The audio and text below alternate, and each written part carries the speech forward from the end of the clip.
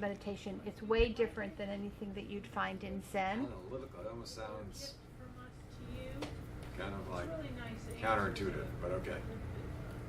No, so for people who've been in this class, what do we do in analytical meditation? Yeah, contemplating, or meditating. We're thinking about certain topics. And what's the objective of analytical meditation? What's the objective of analytical meditation, Tatiana? What do we do in it? So, sorry, there was a problem, but I think I'm good now. Okay, what do we do? What do we do in analytical meditation? Is that analytical? Yeah, what do we do? Okay, I'm going to give the answer. It was about precious human rebirth. Yeah, last week was precious human rebirth. In an analytical meditation, you move your mind into a realistic position. So you actually take a topic, and the topic is examined under analysis. And then some of the information that's being shared is going to be information that you've never considered before, because it's going to be unusual for the Westerner. So you look at it, and then under analysis, you check up to see if this is correct or incorrect, if it works or it doesn't work. If it works, then it behooves you to incorporate the information into your lifestyle so that you get the benefits of it. Would you repeat? You said move your mind into a realistic position. Yeah. Yeah. Whereas visualization meditation, you mingle your mind with your already perfect qualities. Okay? So because this is new, you just have to go with the flow and catch up, because first off, analytical meditation is new for you, and otherwise we've been together this is our third week together. So the topics that we had the first week was called emptiness. And does anybody remember what emptiness means? Emptiness of what? Self and phenomena. Self, and all phenomena are empty of inherent existence. Does this make sense with your background? Okay. So in other words, what we do is we impute upon it. There's going to be causes and conditions and parts and a label. So this is a dense topic, and the assignment people had was to find the emptiness in things around them 3 times a day. And that's how you begin to incorporate it. Did you remember your assignment? Sorry, I just realized I transposed those things. But yeah, deconstructing. Deconstructing. That Yeah. was the first week. That was the first week. And that's very helpful in so many regards, because the crux of this topic is that everything comes from the mind. Everything comes from the mind. That's why one person, two people, can be having the same, have the same event going on, and 2 people can have 2 different experiences. And I used the story shared by the Kabbalist at a talk on why do bad things happen to good people, and he told the story about 2 people in the dentist's office. And one person, both of them had the same level of decay in their teeth, and it was excruciating decay. And the one person was in complete agony, holding their mouth, like, "Poor me, why me, always me," and really, they had selected through their interpretation of the situation to be in hell. The second person was in bliss, because that person recognized that the causes that had created that situation were expired, and they weren't going to create those causes again. So they were in heaven, even though they had tooth decay. So that's because everything is empty of inherent existence. It's what you apply to it, how you label it. Okay, so that's a very dense topic. It's something that you have to chip away on, but it means that if you start to grapple with it and handle it, it means you never have to suffer again. I think that's amazing. So last week we were discussing the perfect human rebirth, and this comes from the fact that everything comes from the mind. So we had the 10 non-virtues and the 10 virtues and the 8 worldly dharmas. Those were things that we discussed. So right now, and this is a recap, and if you weren't here last week, it'll take a little bit of effort to catch up, but we are pushed and pulled by the 8 worldly dharmas, the 8 worldly concerns. We want to get what we want to get, and we don't want to get what we don't want to get. We want to hear sweet sounds. We don't want to hear harsh sounds. We want to be praised. We don't want to be blamed. And we want to have comfort, and we want to have discomfort. When we realize this, it's very liberating. We can see that our problems are coming from these 8 worldly concerns. And then the 10 non-virtues, the 10 non-virtues never create happiness. And there's 3 from the mind, 4 from the speech, and 3... Hi, Angela. Sorry. No, it's okay, not to worry. No, thank you. We're just doing a recap anyway, because there's some new people in the room. So the 3 of the body are killing, stealing, and sexual misconduct. The 4 of the speech are lying, harsh speech, divisive speech, and slander. The 3 of the mind are covetousness, ignorance, and attachment, avarice. So those are the 3 negative actions of the mind, and then the counters are, as you can imagine, instead of killing, you want to protect life. Instead of stealing, you want to have generosity. Instead of sexual misconduct, you want to uphold your vows and not hurt others, and down the line like that. So again, that is a freedom that we have, having a perfect human rebirth. Having a perfect human rebirth, which is what we have, more or less. We can make a decision on engaging in the being victims of the 8 worldly concerns, and engaging in the 10 non-virtues versus the 10 virtues. So tonight, we were supposed to do death tonight, but there are a couple people in the room and one on Skype who was saying that they had a hard time with that concept of reincarnation. They were saying that one person said, but there's no scientific proof. So I want to know, what's the scientific proof it doesn't exist?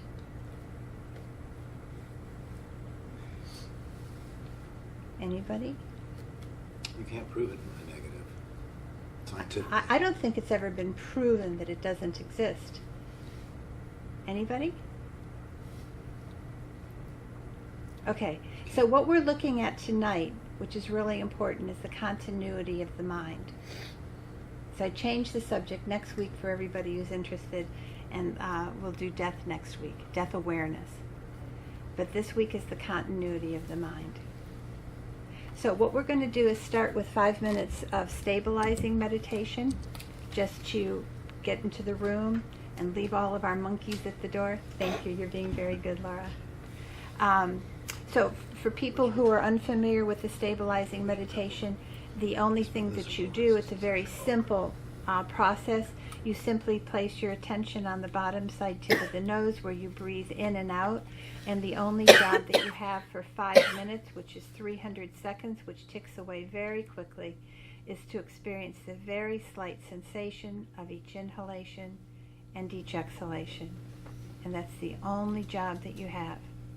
The fact of the matter is that it's very difficult to do, even though it's very easy to explain, because the mind is like a wild elephant or a monkey in the forest, jumping from tree to tree.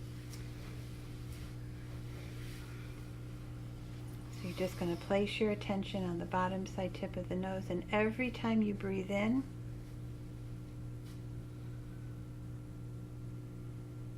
and every time you breathe out, your experience is to be what you note.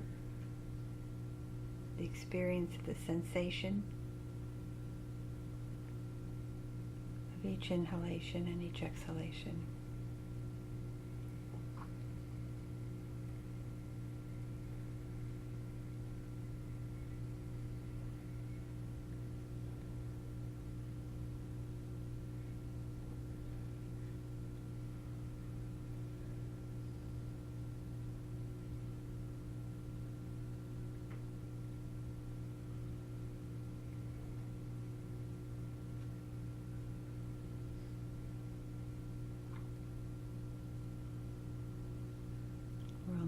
this for 300 seconds. They tick away very, very quickly.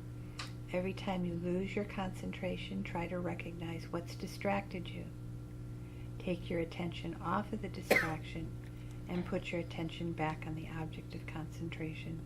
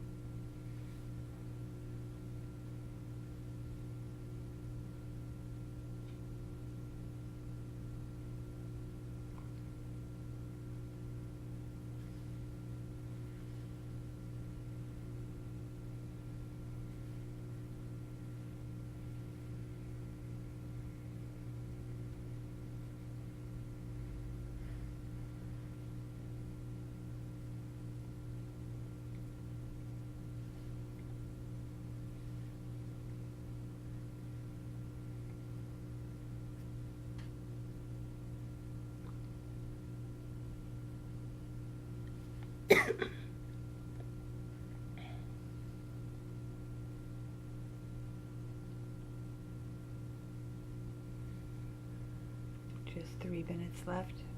180 seconds. They tick away very quickly. The only job is to experience the very slight sensation that occurs at the underside tip of the nose every time you breathe in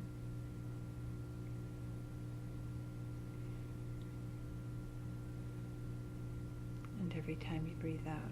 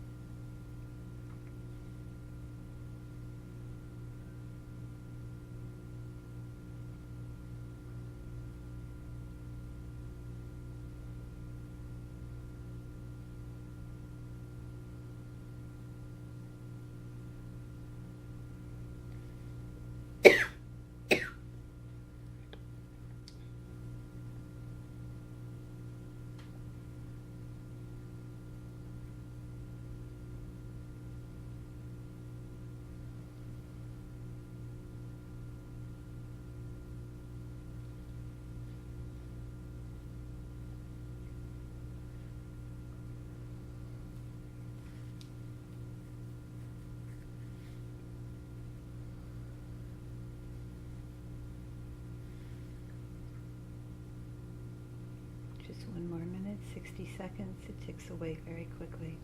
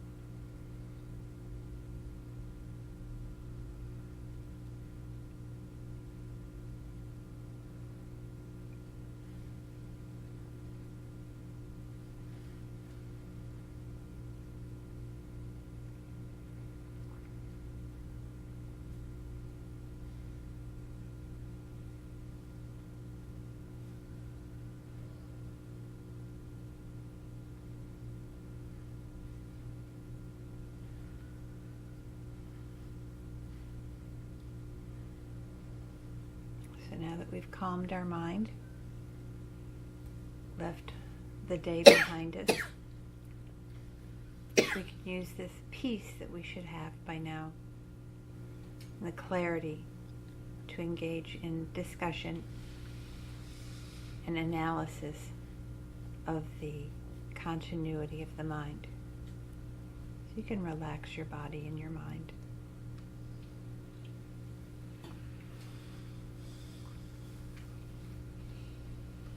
So if you don't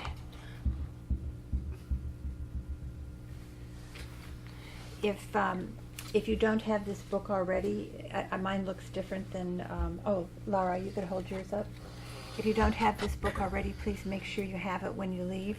I'd like to recommend that you read it. It's very short. It's very easy reading. I think it's very helpful for the topics that we're discussing.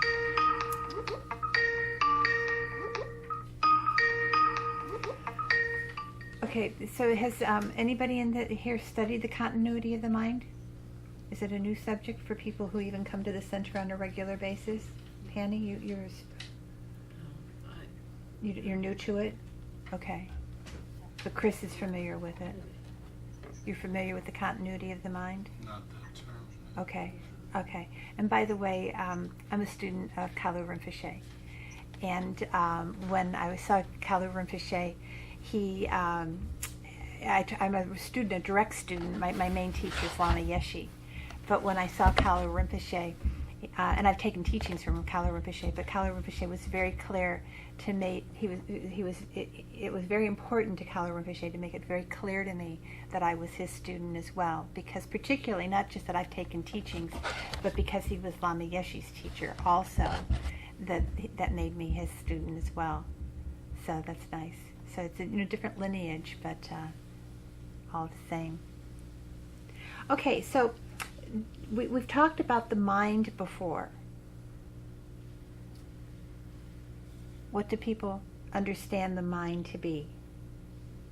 Non-physical, Non-physical. clear and knowing. Good, you got the definition down. Yeah. Okay. So what does that mean to you? And the reason why it's important to ask these questions, because otherwise you could just be spacing out. So when I ask a question, it's because I want to keep you here in the room and we all can stay on the same track. It's not to embarrass you. So what does that mean to you? What do you understand that means? That it knows everything.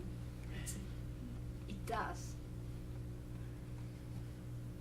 So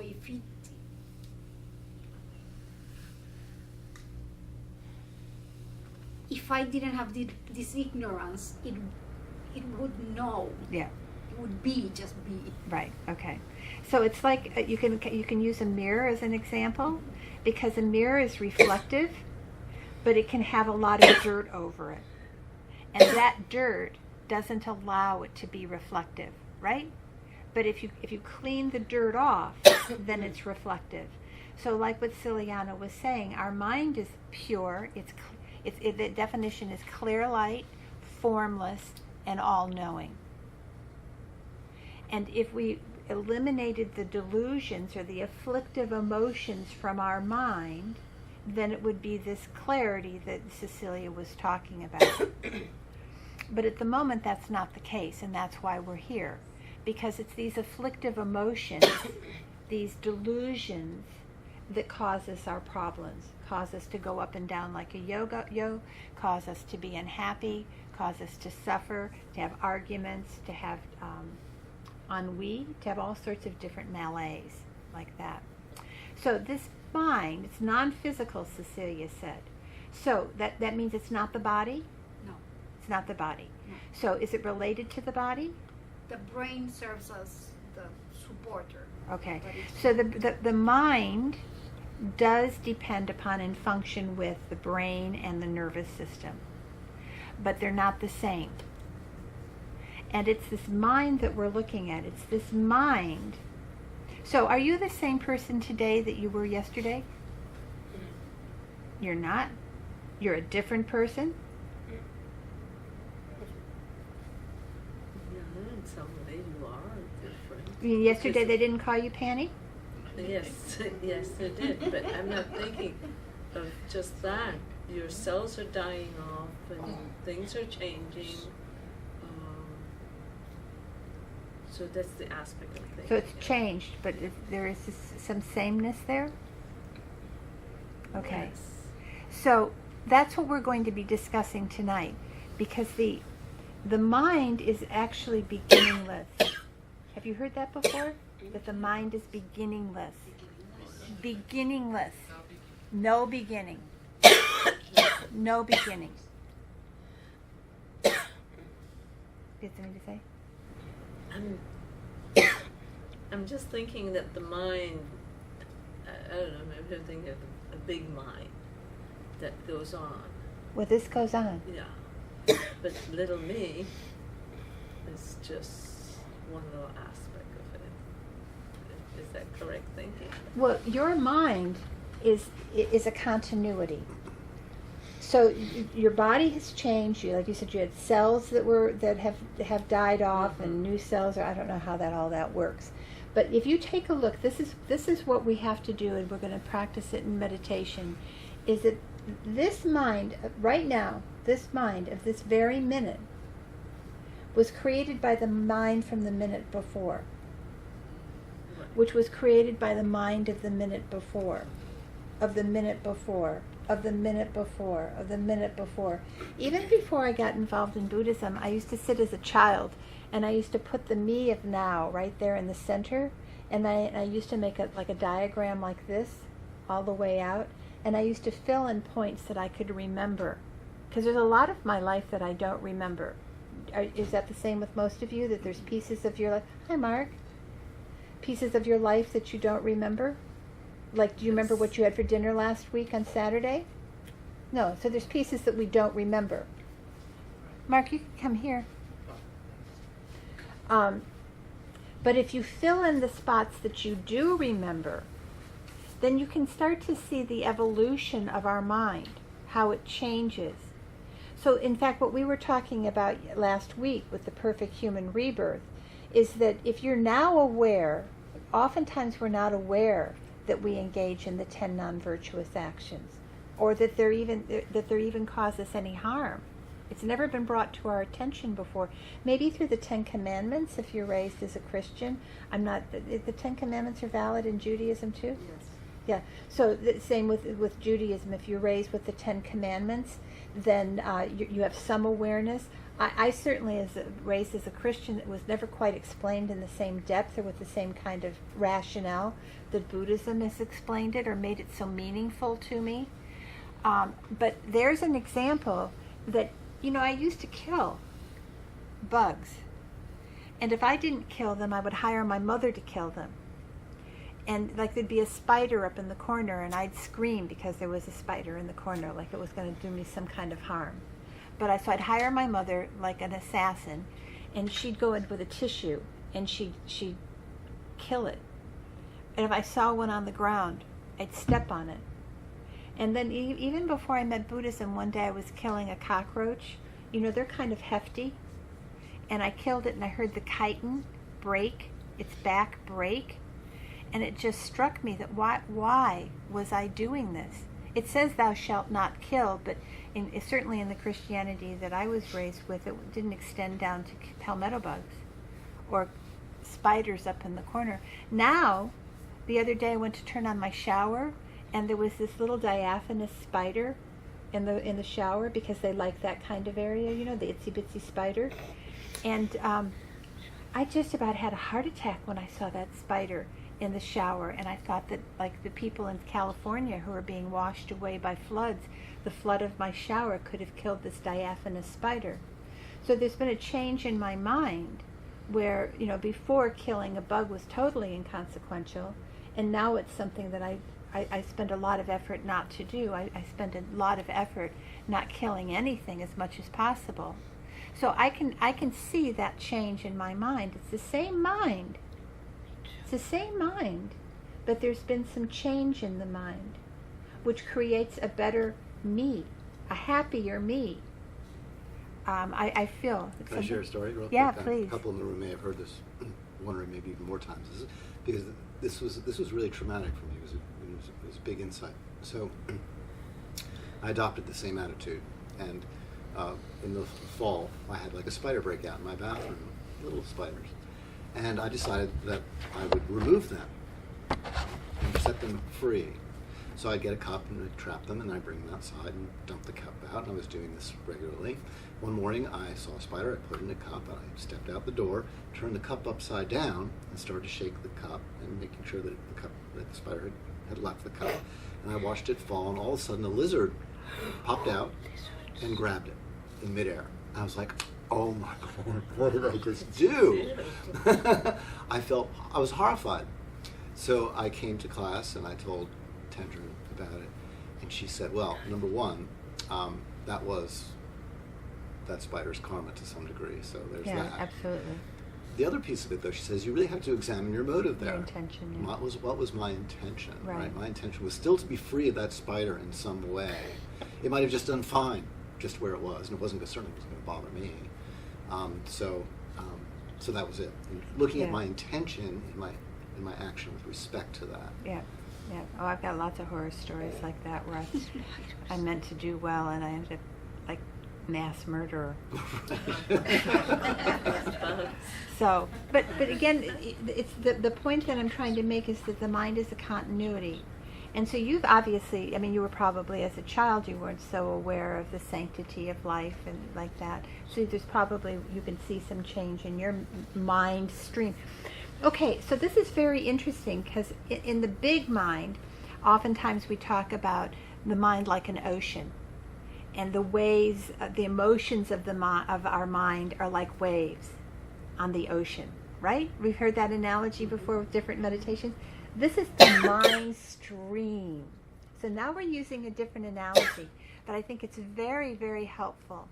So can you imagine a stream? Have you ever been someplace where there's a stream? Like maybe you've had the luxury of going to a mountain or something and you've seen a stream. And the stream is not solid, is it? It's made up of little tiny pieces of water or whatever it is, right? Okay. So depending on causes and conditions, we've heard this so many times, the stream up here could be just, placid, just moving along. Now it hits a whole lot of rocks. What happens? It becomes Yeah. uneven. Yeah. Then it opens up. The area opens up. And then it's free. It becomes quieter again. And then it narrows. And it gets really rough again. So, and then it goes out into the ocean. And then it evaporates into the sky. And then it becomes rain. It changes, doesn't it? It changes its sort of manifestation. It also changes to snow. It's a snow also, depending on causes and conditions. Does this make sense? So this is what the mind is like. That depending on causes and conditions, the mind will take different aspects, different forms. But what we're learning in this class basically from the very beginning with emptiness is that it's all a creation of the mind. So we can start to be free of being blown and have more volitional intentions that direct where we go. Does that make sense, or is that too obtuse? It makes sense to me. When you, So think, sweet. when you think about the mind being the creator, you even have some fear because the mind is so powerful. You were giving the example, we're the same person, but you change your attitude, and it's just unbelievable. Like your whole destiny is a result of your mind. Yes. Don't you think? Yes. Could you say that? Yes, absolutely. Absolutely. Well, that's why you see people who are incarcerated and they find religion, it can be Christianity or Judaism or Buddhism or whatever. Muslim. Whatever. Or Muslim. What's that? Muslim. It could be Muslim too, another one. Oh, they can, exactly. Yes, you're exactly The right. ones I know nothing about are Hindu, Sikh, and Tulsa. Like the only religion I know nothing about, but I've been to Jewish, I've been to Muslim, I've been to Christian, and I've been to Buddhist. Right. So I know that. So I only know here about you've the got main people four. who can even be literal murderers, like, killing humanity. And they can make a change with the input of new information. It's quite amazing. So we're not destined to any kind of particular future. Matt, even if there's anger, strong anger, that's a habit, that's an imprint, that's like a volcano that erupts, isn't it? Sometimes we can be so skilled at being angry that we're like a volcano that erupts, and it just comes. But that's not a fate that we have to, that we're destined for, because we can retrain the mind. That's how and get a completely different result. So instead of erupting like an earth, like a volcano, it is just completely placid, like a flat ocean. Our personalities, we have that potential for changing. So let's talk a little bit further about the mind, because this is maybe a concept that's difficult for some people. Mark, what do you feel about the mind? Do you see the difference between the body and the mind and the brain? Oh yeah. So that's not a problem. No, no. There's a connection, but I've heard at the top. I've heard big mind, like the big eye, little eye, or big mind and Little mind. Zen. There's a connection though between the mind and the body. Connection between the mind and the body, but you see the difference between the two. Oh yeah. The mind being non-physical. Oh yeah. Okay. So if the mind didn't come, if there wasn't this continuity of the mind, let's discuss where the mind would come from. Now, there's plenty of times growing up that my parents would have really gave me a piece of their mind, but not literally. Because you can't give somebody a piece of your mind. Even though it was the sperm and the egg of my parents that united, they didn't give me a piece of their mind when the sperm and the egg united. Does that make sense? These are things that you have to contemplate. I'm sure you've never, unless you've been to a class like this before, you've never thought about where the mind comes from. The sperm and the egg are two physical Cells. properties. Cells. And they can't, of themselves, the cause and effect of the sperm and the egg uniting is the beginning of a body. Fertilization. But it can't be the beginning of the mind, because the mind, as we discussed, is non-physical. So that it doesn't results in the physical body and not the non-physical mind Right. that then gets attached to Yes. physical. So where does that come from? The mind. Where does it come from? Your mind stream is coming. It came from the previous mind moment. So that mind moment, the mind that enters the union of the egg and the sperm is the moment after the moment before it. There was a moment before. This is where you all, again, I have to say, Also all you came can't from. believe me. It's really important that you don't believe me. You have to take this information and you have to assess it on your own. That the mind that entered the union of the sperm and the egg came from the moment before. And then let's say that this is the sperm and the egg, and the mind of Cecilia entered, that became later known as Cecilia. Then from that moment on, every single moment of that mind kept going on and on and on until we get Cecilia of today. We're going to do this. We're not going to do past life regressions, because that's not what we're talking about. But His Holiness is very interesting.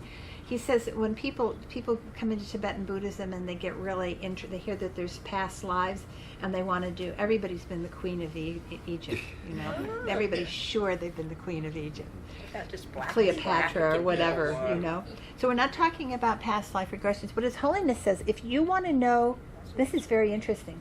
If you want to know what your past life was, take a look at your present life.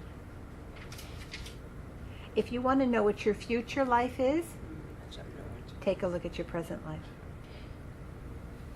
So, to be reborn as a perfect human, you need the practice of morality and generosity. That doesn't even start to make you feel special? That we are the result of morality and generosity. Take a look at your hand. This is so sweet and soft, right?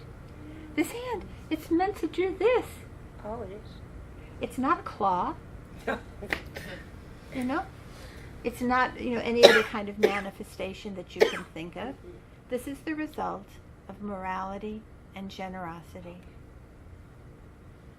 So if you want to have this next time, then you need to be practicing morality and generosity, which is what we've been talking about with the perfect human rebirth and how you get to it with the practice of the 10 virtues, the avoidance of the 10 non-virtues, and being free from the push-pulls of the 8 worldly concerns.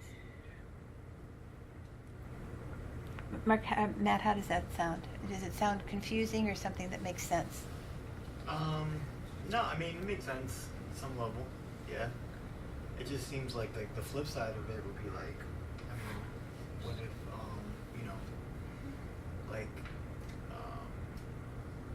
does that mean like if you're born with some kind of deformity or something, does that mean you have bad karma? You know what I mean? It Like, meant you that's- created I that don't wanna cause have through that. some kind of action in a so that previous seems, life. That seems like cruel, you know. It is. But you did it yourself. It wasn't handed down by some big poobah in the sky. Mhm. Well, I mean, what kind of explanation do you have if you don't have karma? No, I don't have one. I'm just saying. I mean, I thought about that a lot before. I know I have But deformities that's one thing, myself. I know. But that's why it's so lucky that you're you, Right. and you've got the ability that you have to change habits that are really Deformities ingrained like and birth really defects, destructive, I but know. you have the capacity to change I them. have one of those. Yeah. Right. No, and I have a million problems, mental things too. That it's like, it's State like, gives me a million because of my bad karma in previous lives, But I mean, I guess it's not My really sight too is much to horrible. like. But I think that's for me, that's almost a relief, because if it were just some sort of random situation that you had no control over, Yeah. that would be much crueler, I should think. That's what I Right. got. I have one of those deformed birth defects too. Stigma, I know. And here you are so that's today. why the state gives me so many problems about giving me blind services. Right. So And that's it happened from prescriptions that cause they would think that prescriptions could But cure see, my Laura, defect. why you could have been born at a time Yeah. in history, It was random. or you could have been born in a place Yeah. in the world Yeah, I where know. these services weren't available. And look Yeah. at you, and so here you are today. So that's a manifestation You of know, I your have a good double mind, karma. But the state doesn't believe I'm capable of taking blind directions when it's the complete opposite altogether. Well, that'll with time, Yeah, the state just doesn't want to give you a chance the way clergy gives me chances, and I'm pretty normal to everybody who's lenient. Those who are strict are my problems that never end. That's why I can't do certain things. That's why I can't work. That's why I can't go to that's why I can't take prescriptions. All those things. That's why I just can't handle the risk of being in the hospital. You're doing pretty good. You're here. Yeah. So that's really great. Because And this blindness was caused by prescriptions from being in the deformity, psych, whatever they call. okay, so let's do this instead of talking. Let's just do a very small little meditation on this topic, and start to wet our feet. What do you mean wet our feet? Get familiar. Is that better? Does that mean, Get because familiar. when you said Wet your our feet. feet, I thought you meant put our feet in water. No, that's a sort of an expression. Expression. Um, Okay, never it heard means that we're going to Buddhist. become familiar. Okay. Yeah, Because that's what meditation means. Yeah, I know it's relaxing. It's tranquil. I know. Meditation means to be familiar, to become familiar with something. Become tranquil. So this is a new topic. It's a topic that we don't have a handle on, and probably never thought about before. Did you ever? Because you're brand new, Angela. Have you ever thought about the continuity of the mind before? No, No. it's a beautiful. It is beautiful. When you're telling us where do you think your mind came from, I never thought about it. No, we don't think about It's it. amazing. Yeah. And the good news is that you've got it's all part of it's your mind. You can make a decision on how you're going to direct it, which is pretty awesome. Now, granted, there are challenges. If you've got habits, they're really ingrained and deleterious. Wow, it takes effort to change them, to put them in a different direction. But it can be done. That's the good news. Particularly, you surround yourself with a support environment, the right friends. You have to be careful about things like that. You want to go, your parents were always worried about the friends you were associating with, isn't it? They wanted to make sure you were with good friends, and with good reason. You know, they didn't want you with hooligans. I know. Okay.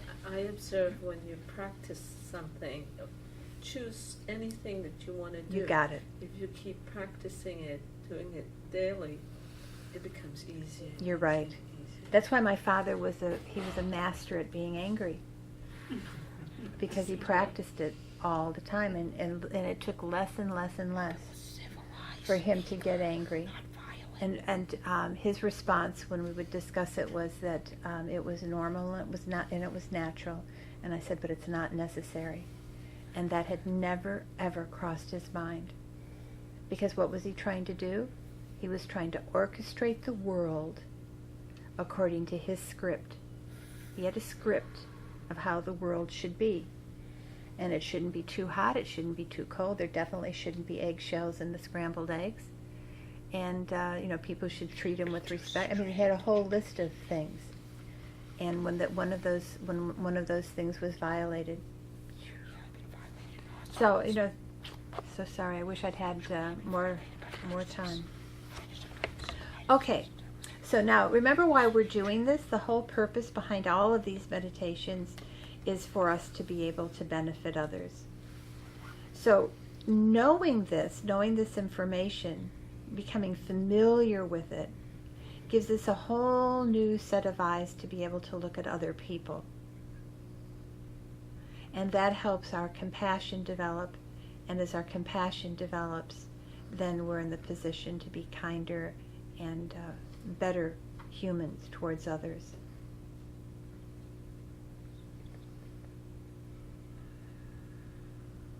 So we're going to check the continuity of our mind by following it back in time from the present to as far back as your memory will allow you to go.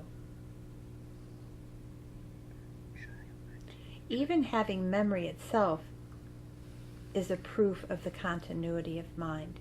If there wasn't a continuity of mind, we wouldn't be able to have any memory. But we do.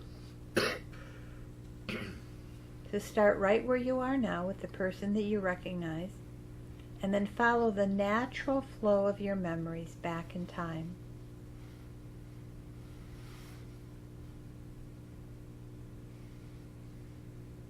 You can try to do it sequentially by going to yesterday and the day before, but sometimes that gets all sort of befuddled.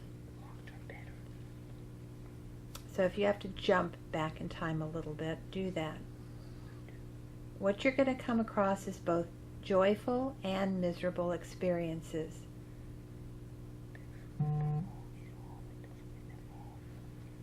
So recognize them. And recognize how you felt at the time, but then carry on back in time without indulging in any of the recollections.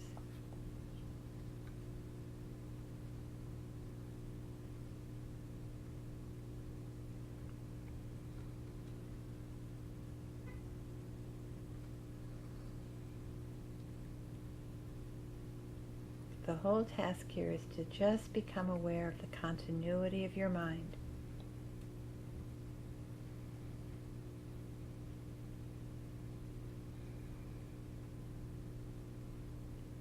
You didn't wake up this morning a completely new person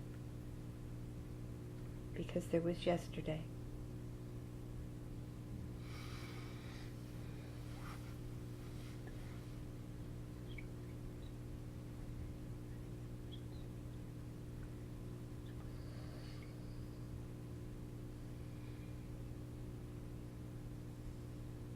There might be landmarks that help you go back. Different jobs.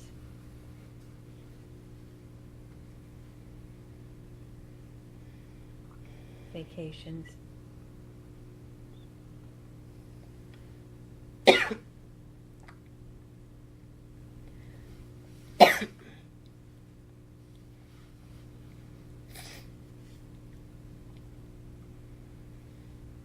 Now, when your memory starts to fade, use your imagination and reconstruct how it must have been like being an infant.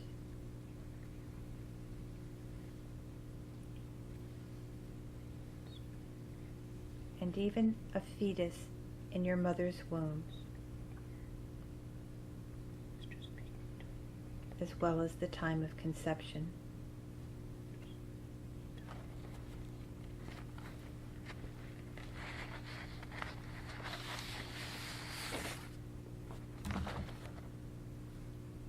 So we're going to take like 5 minutes.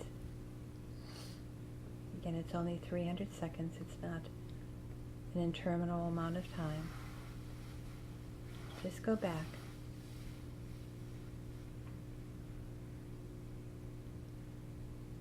And again, don't get lost in any of the emotions that you may experience as you go backwards. Any of the traumas, recognize them and actually feel them. It's much easier to do this continuity of the mind if you actually feel yourself at that moment. But don't labor over the problems or the joys.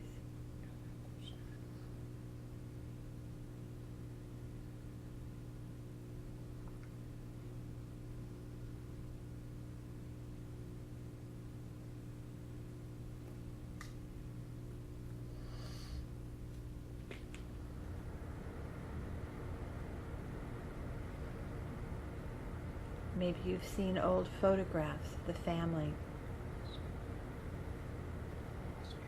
And you may not even remember being on that pony. But that photograph can help jog your memory. Just because you don't remember doesn't mean it didn't happen, because there's a photograph.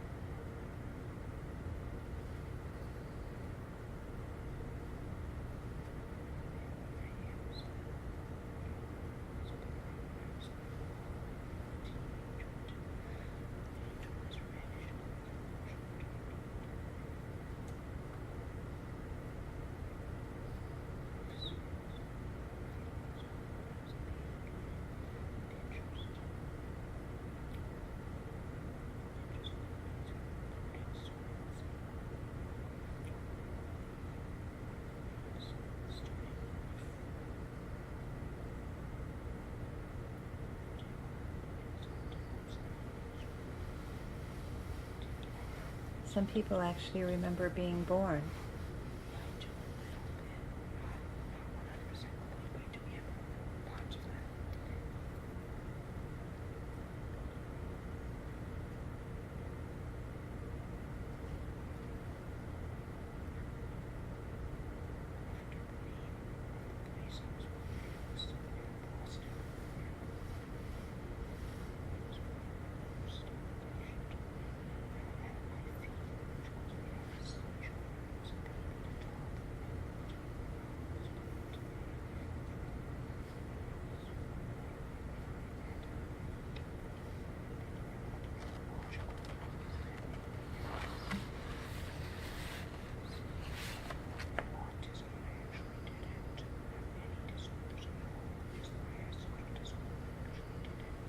And then there's the time in the womb.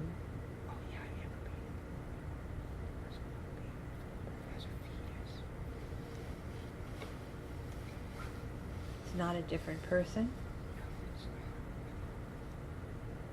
It's the same person on the pony, in the job, and here today.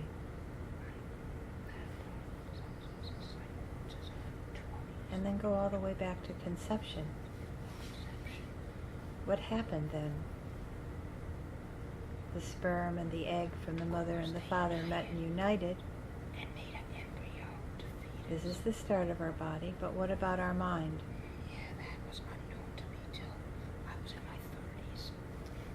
Check these and other reasons for the beginningless continuity of the mind.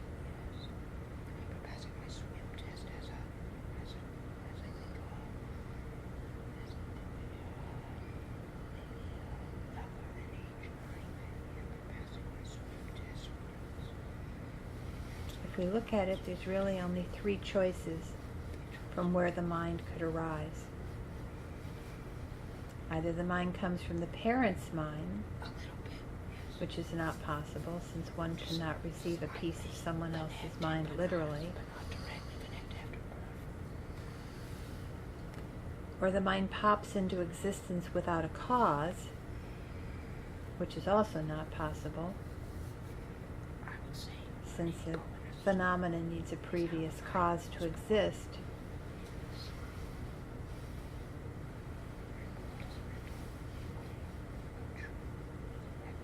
Therefore, consider that the mind arises out of its own previous continuity in accordance with the law of cause and effect.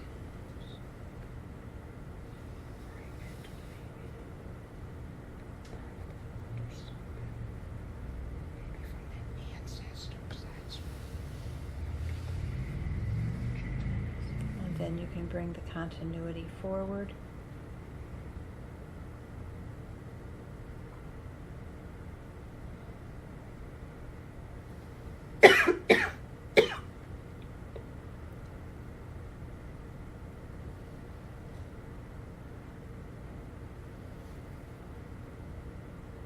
Until here we are today.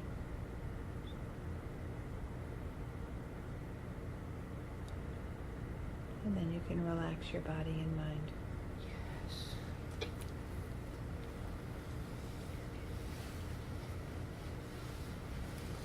Chris, if you need to sit in a chair, you can. I'm just saying that anybody can. If they're on the floor, they can move. Or even if you're on a chair, you can go on the floor. I'm actually more comfortable on the floor because these Good things for are you. so soft and more traditional for Buddha. Okay, did anybody get into it? Yes. You were able to take your consciousness back? Yes. Good Except for for the short-term part, but the long-term is way back. Oh, sweet. That's Yeah. great. Since I got older, my short-term memory became very poor, but my long-term memory became very advanced, like from ages back, probably Wow. back as childhood, back as babyhood, toddlerhood, Wow. to adult, teenage. Wow. The teenage was my worst trauma problem. Anybody else? My body changed to an adult. Do you see okay, I was Arlene. 12 and I found younger. that I was able to bring back images from that I don't know how long it's been since I've even thought of. You mentioned the word picture, and I remember. I remember there was pictures a picture too. of something, and then I actually went back to being a toddler. Oh. So did now, I. that's still you, isn't it? The Arlene that you And I you thought are about today. that, and I thought about that. So did I. That unfortunately, I think some of what I was that was the positive pieces, has Positive and negative pieces from this. undergone some negative change. Yeah, And I negative look forward became to less and less. bringing forth some of the good, Positive. strong strengths that have sort of diminished a little bit. Well, it's easy. You get Negative jaded. diminish a little. You know, positive life got kind of better. hardens you. Yeah, that's how You know, certain change. realities and dealing with the world and etc. But do you see that you've got the power in your hand to make the changes? Because a lot of times people feel victimized, Yeah, I've been victimized for sure. and that doesn't work. Been That there's victimized nothing by psych constructive in wards that and- kind of feeling. And what and we're showing boarding here is that schools it's as a not teenager, necessary. then It doesn't. It's sexually not victimized necessary. As a teenager. Does that make sense? Yes. And as an adult, when I go to a hospital, I get victimized sexually. I've been victimized sexually since I was a teenager because of, what I'm saying. Right. I was not victimized when I was 12 and young because I had nothing. Right. Right. Anybody else? Sexually victimized. Penny, how did you do? This is a long time, but I go back to my childhood. Yeah, me too. And this is not the first time. I always seem to end up back there. And I have a real vivid memory of it. So do you see it's a continuity? Yes. Oh yeah. That's the important part, is to see that it's a continuity. Yes. Now, is there anybody that got you back into to birth? Little, just pieces of it. I used to I can't remember get being that. born, but now I just remember remembering. I thought of being born for a Yeah, long I time, mean, I but used to, in when the I end, was still younger, I forgot. remembered being born. I was a cesarean section. I knew So nothing, I nothing remember until I being got born, but older. now I just remembered. Just remember when it comes back. Have you ever read stories about people that have remembered previous lives? I don't know. It depends whose previous life. Many lives, many masters. Many lives, many masters. There's a really one that I've always impressed me, was a story about a young girl in India, and she was on her way to school and got hit by a truck. And when you have a violent death like that, a very quick death like that, I've been to a then the burial mind before when it was the going mind on. takes a new So I rebirth know. really quickly. Yeah, I noticed that. So when she was reborn, the I moment didn't go to a she burial when it was going on, so I became could an adult. talk, Or baptized. she wanted to find her mother and father. Yeah. And her parents were Me really too. baffled because they were her mother and father. But she Yeah. said, no, I've got to find my mother and father. And eventually they ended up taking her to a neighboring village. And she saw the house, Oh. and she Oh, that's walked cool. right in, and she went into her bedroom, Oh, her and parents' she house? remembered absolutely everything Everything. from that. Okay. My own daughter, as soon as my own daughter could talk, she had to find Carol. So every day we would go out looking for Carol. And I asked her, who's Carol? Carol's her mother. And she had 5 brothers and sisters, and they spoke Spanish. Ooh, I know nothing about So we'd go Spanish. looking for Carol. And my sister, other people in my family heard this. They heard Carol was really important. We had to find her. And one day I said to her, well, if Carol's your mother, who am I? And she got so The world baffled has by more that than one question. Carol. And we There's more never than one heard of person with the Carol name again. Carol, I know that. That was the end of Carol. Yeah. But because that doesn't make sense, does it? If you use your, I met like, people named Carol. if you in the use what we Baptist have church I now, was in. our faculties for thinking, it doesn't make sense. If Dorchester. Carol's my mother, then who are you? So, Mark, how did you do? I don't do well with when I'm trying to do something in meditation, as opposed to Just thinking. following the breath. That's difficult for me to do a lot of things that we're doing here. Whether it's the analytical stuff or Or the, things like that. And you or know why it's direct. difficult? I know. That's Do I know what? Do you know So- why it's difficult? If I was to guess, I say sometimes either I don't know how, or sometimes I'm tired, or I don't know. because I'm not It's just because you haven't done it before. No. I promise you that the next I've time you done it take a before, course like so this, it's not because difficult. you'll be a little familiar with it, I'm more familiar than it'll he be is, I guess. a different story. There's no assume so. because there's no steps. It's not like, okay, do this first. It's I'm assuming that you would. I'm not really sure how, actually. I know because you're new to In a way, this. you know. I'm just new Well, to you know, and this particular is something you can do on your own. Like I said, you can do a So- timeline like I used to do and slot in pieces that you remember. That's how I did The it. point here is to get the fact that there is a continuity of the mind. Not just at an intellectual level, but to get right here the feeling Oh, the that your heart. mind is a continuity. The body. We're going to try this meditation speech, and again, and mind. I'll put more, I'll guide it a little bit more. Guided meditation. But because this is where you've got to have that, get back to that point of conception, Mhm. which is like really hard to do. Where does the mind come When from? I'm familiar, it's perfect. It's difficult, but when I listen, I'm familiar just a little. So much of my Where do you think the mind comes from?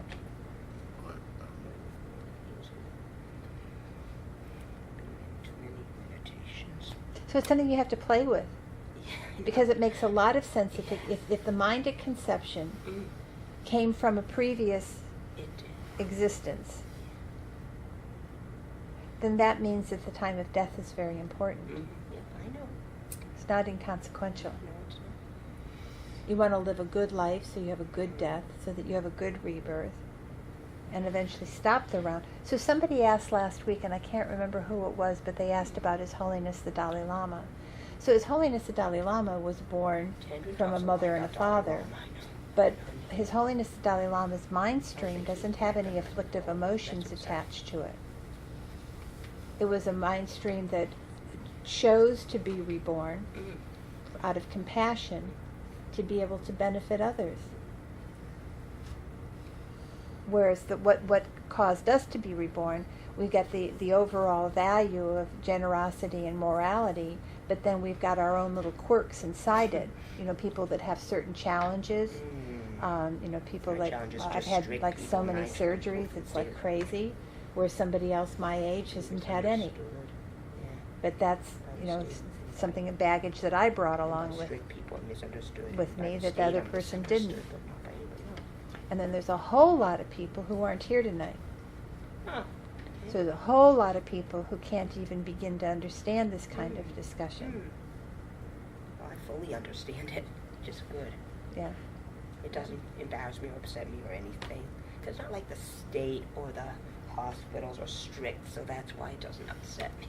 Good. 'Cause I feel safe. Well, the whole, so the Just point, talking to them. springing off of what Laura said, is that we want to get to the point that no matter what the external circumstances offer to Difference us, is the physical our mind suffering, not the stays verbal happy, even, unaffected, Emotional suffering no is matter not what good. appears to I'm us. just not good with physical suffering, but verbal, emotional, But you're I'm going, fine. but if you put some effort, Yeah, I do put effort. then the physical suffering can be transformed as well How? through understanding. Like reboot my ability to see again? No, Cure my eye disease? just to accept what's happening. Yeah, I do accept, but unfortunately the state and the... With time, and the, Laura, with And time. strict people don't accept it, because they With refuse time. to help me. Just remember, with time. Okay. Okay. It's the Help same me with learn all of Braille, us. all those things, so With time. Those things, glaucoma. Okay. So I want to try this again. We'll do another one again. I'll guide it a little more. Okay. Are you okay, Matt? Yeah. Okay. So, So sit comfortably and relax. And contemplate a positive, beneficial motivation for doing this meditation.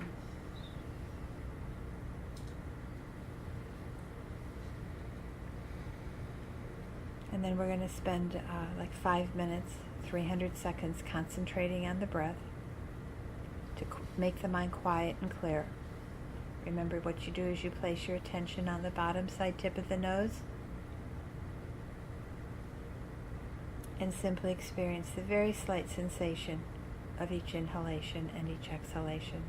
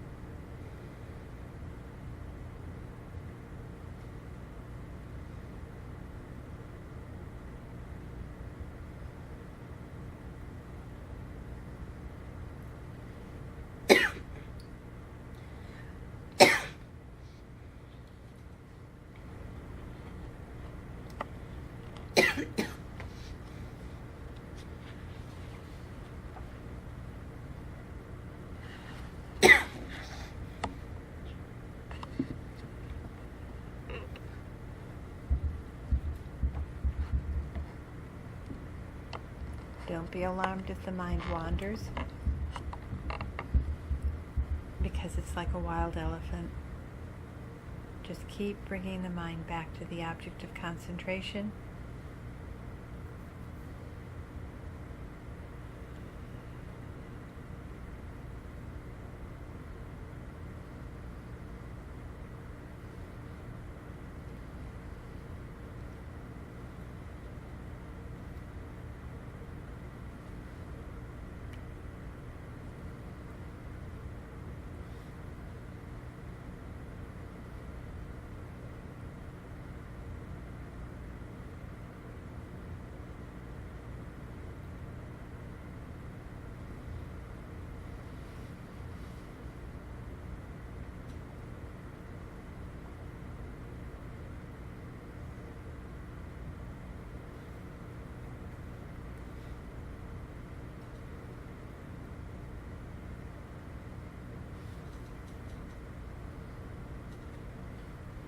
Just a couple minutes more, just to clear and calm the mind.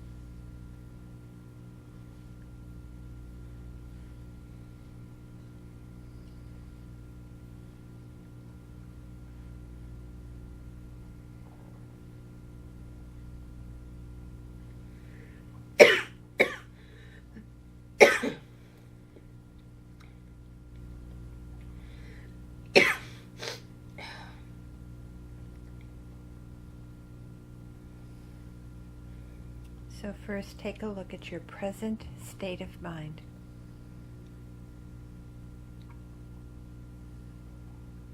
At the thoughts and sensations flashing by. Even though we've just done some stabilizing meditation, we still have those thoughts and those sensations that seem to come without end. So just observe them in a detached way. Don't cling to them and don't reject them.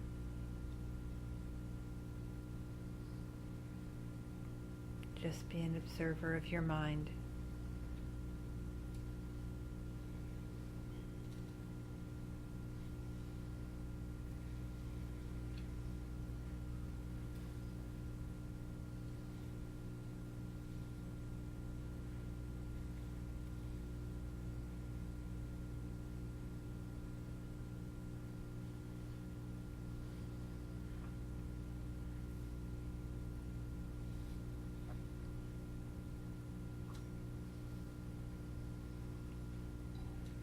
And now start to travel backwards through time.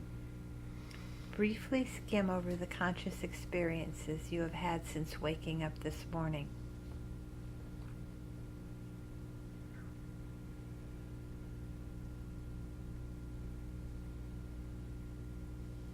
are these experiences part of the same stream of consciousness as your present experiences? So go through your day since waking.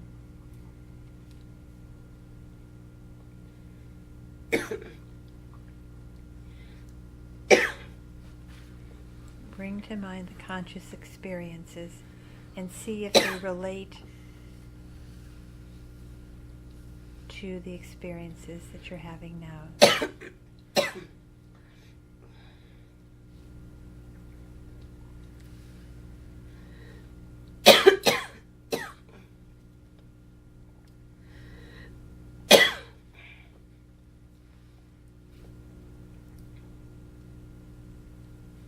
Before waking up, you were probably dreaming.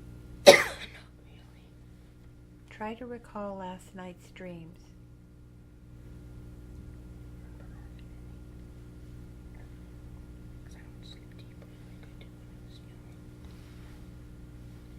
Do these dreams also belong to this same mind stream?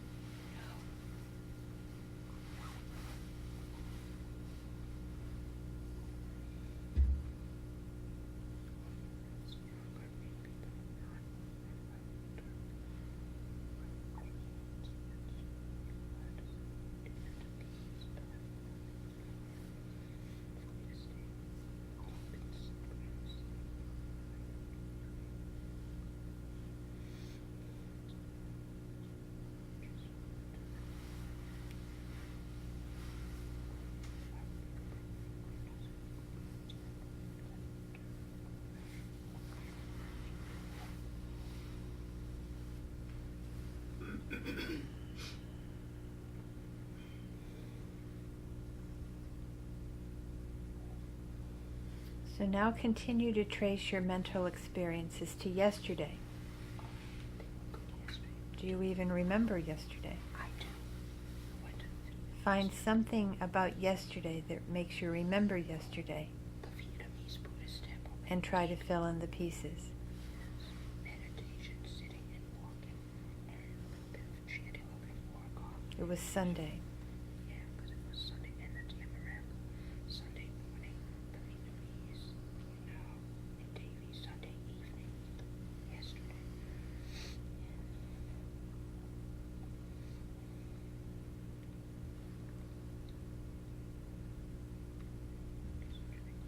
So were the experiences of yesterday related part of the stream of consciousness Yes. of your present experience? Consciousness, meditation consciousness, yes. Yes, meditation consciousness.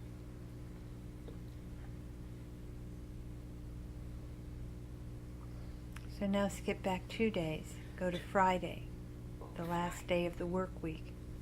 Friday, I went to mosque down in, See if you can even remember Friday. yes, Find something a Muslim about mosque. Friday I went to the Muslim mosque. and see if the mental experiences of Friday Were good too. are part of the same stream of consciousness Yes, that you have right now. yes.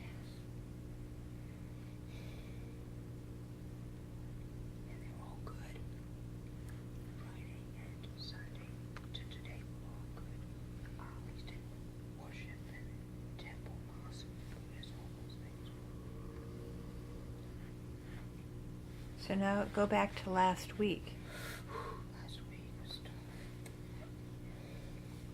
Last week, a week ago, on Monday, we talked about the perfect human rebirth. Because nothing's really open for me on Mondays until the night now. See if you can reconstruct last week. Just a little. Not till Tuesday though, when I went to the meditation center by the sea. Another Tibetan center. A temple like this. I did that I think Tuesday. You can relive the experience, but don't get hung up on it. Oh, I'm not. Don't start to judge it. I'm not judging. just watch and see if what happened last week is part of the same continuity of consciousness as today. Or was it somebody else's continuity, somebody else's consciousness? It was other people's then, because it was different people. So it wasn't Buddhist related completely. Like the weekends, Fridays, and surrender. I went to the Wednesday last week. Meditation. Also at that same center, a lot of places. Last week we learned to wake up in the morning and to be very glad that you did. That you didn't die overnight. And then to set your motivation to help people during the day and to not harm people during the day and to develop the bodhicitta attitude. So perhaps you can see a shift in the consciousness from that point on. But is it the same stream of consciousness? Partially, yes. Just from last week to this week is the only difference. So now skip back to December. December. I went back to I went to a Chinese Baptist Christmas Eve morning. It was the Christmas holiday season, New Year's. New Year's Eve morning was here.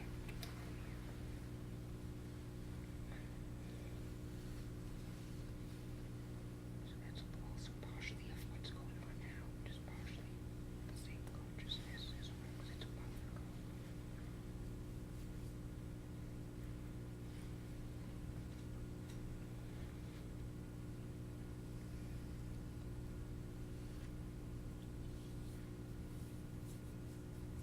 So do the conscious experiences of last month belong to the same stream of consciousness as today? Partly, yes, parts of it. Yes.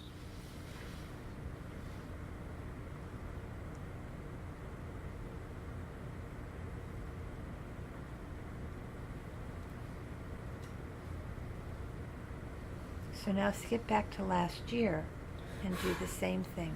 Last year's too. Last January 2017. That's too far back for me because my short term's below.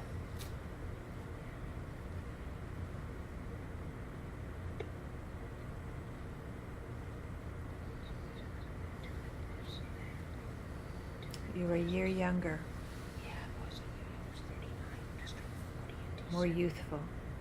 Yeah, naughty. So young, I was 39. Still mid-30s down here. Mature age. But were the conscious experiences a year ago part of the same stream of consciousness of your present experience? Not so much. Different age.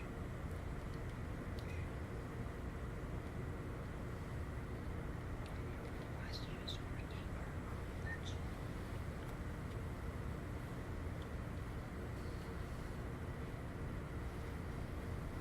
So I just went back to my short term annual last year to December. So that's what I was supposed to do. So now jump all the way back to 2016 Oh, that's so. and do the same thing. I just remember 2016 was the time I first discovered losing my sight, and so I first discovered tunnel vision in 2016. Like insurance, so I had those little pieces. That's all I remember from 2016. And some parts of 2017, just little pieces of part of this. Not as much as recent. Pause with yourselves.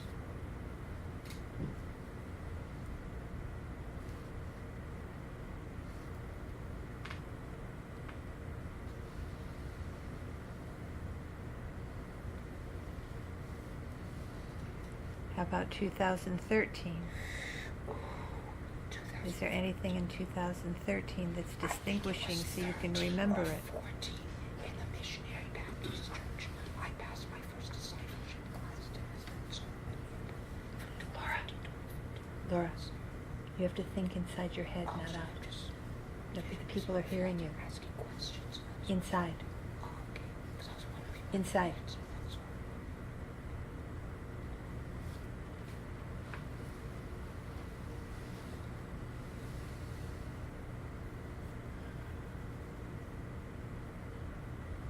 How about going back to 2008? You were 10 years younger.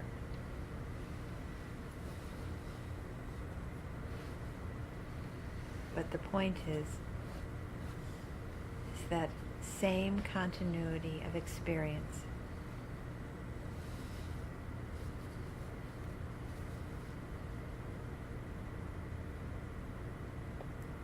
You want to check to see that these experiences of 10 years ago are part of the same stream of consciousness.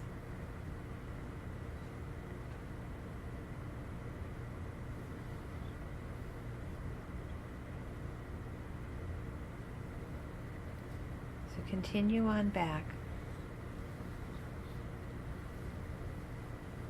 You want to see in your history, is there any point that the experiences are part of somebody else's consciousness?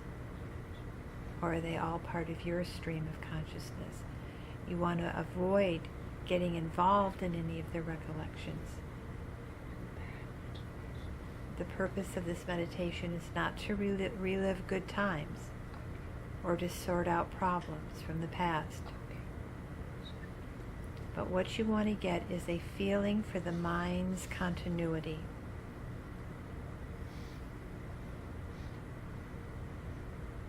If by chance you find something in your memory that you want to investigate further, put it aside for a later time. Right now you want to look at the continuity of the mind so that you get some personal assurance. Don't just assume, but really see that there is a continuity to this mind stream. So go back in life as far as you can.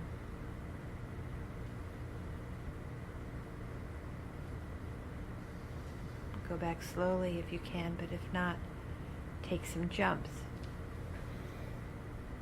Go back to your adolescence.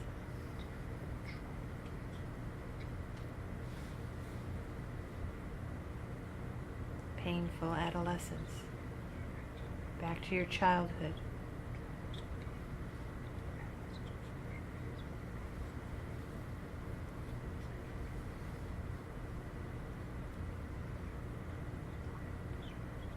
Again, the point is to see that it's the same stream of consciousness as your present experience. Or maybe it's not. You have to determine.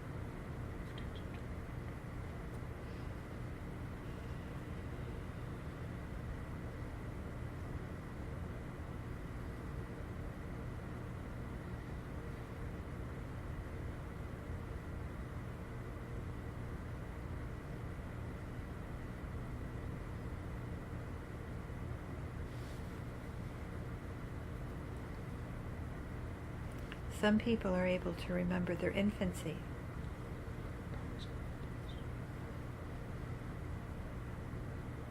See, as your mind becomes calmer and clearer, if you can remember your infancy, or even the time of birth. Relax and open your mind to allow such memories to arise. Remember, you won't be the same body.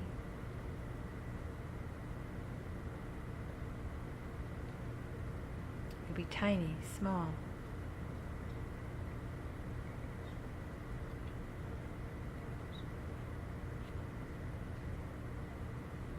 If you do this often enough, regularly enough, and relax into the meditation, you might even be able to recall something from another life.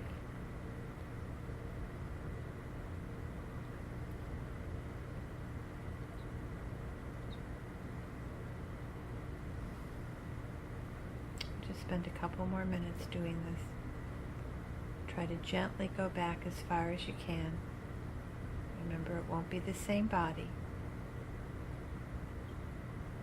but see if it's the same stream of consciousness.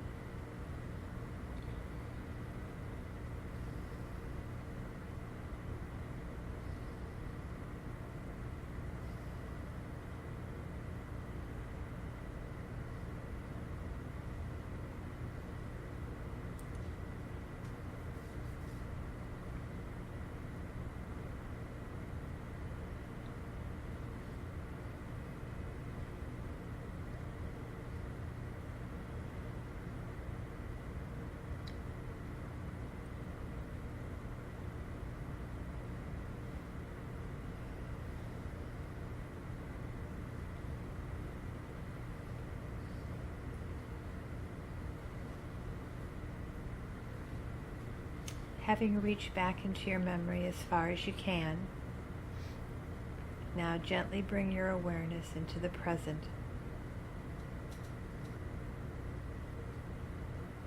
And again, observe the thoughts and feelings that arise. Simply experience your stream of consciousness as it continues to flow.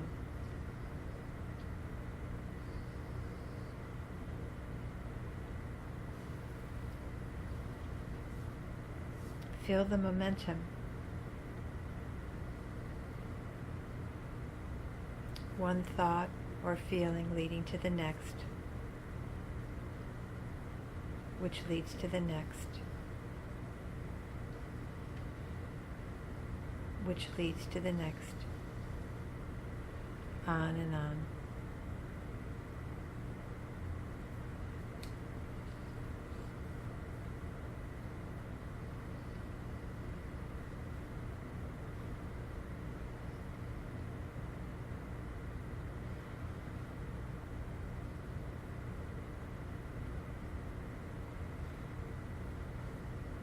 Really get a feeling for the continuity of the mind, for the mind stream.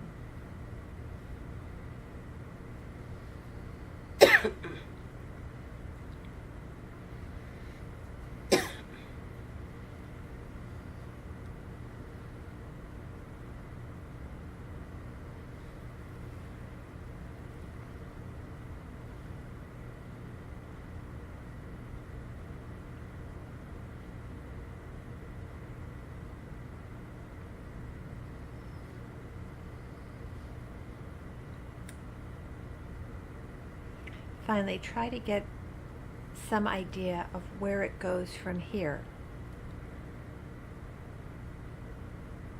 Contemplate your mind stream flowing through the rest of the day, the rest of this class, the drive home, for getting ready for bed, for sleeping, for dreaming, and then into tomorrow. Is it the same stream of consciousness? What about the coming days?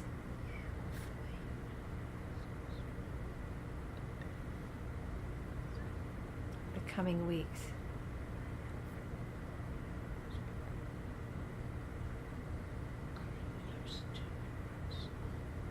coming years.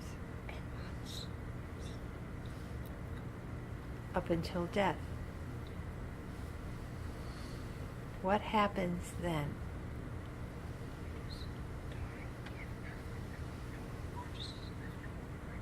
So consider the different possibilities. Does the stream of consciousness suddenly cease to exist? Possibly not completely. Does it transform into something else? I would guess something else, but don't know what yet. After death, just a spiritual. Does it continue on, encountering new experiences? After death, maybe. Yes. Laura. Just I'll be unconscious. Laura. What? Shh. Just trying to think.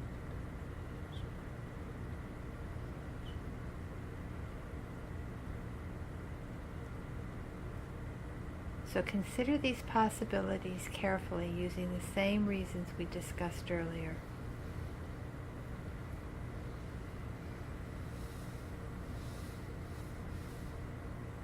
You might not come to any definite conclusions, but the important thing is to look at this topic with a clear mind.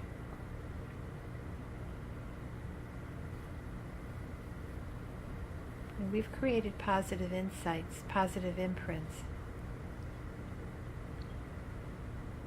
by even examining this topic. So dedicate the imprints and any insights that you've gained to your eventual understanding of your mind for the sake of all living beings.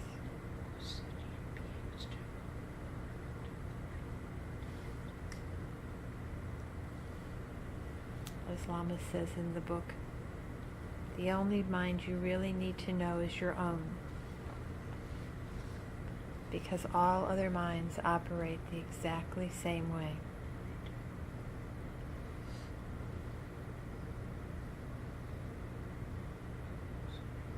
So dedicate the imprints and then relax your body and mind.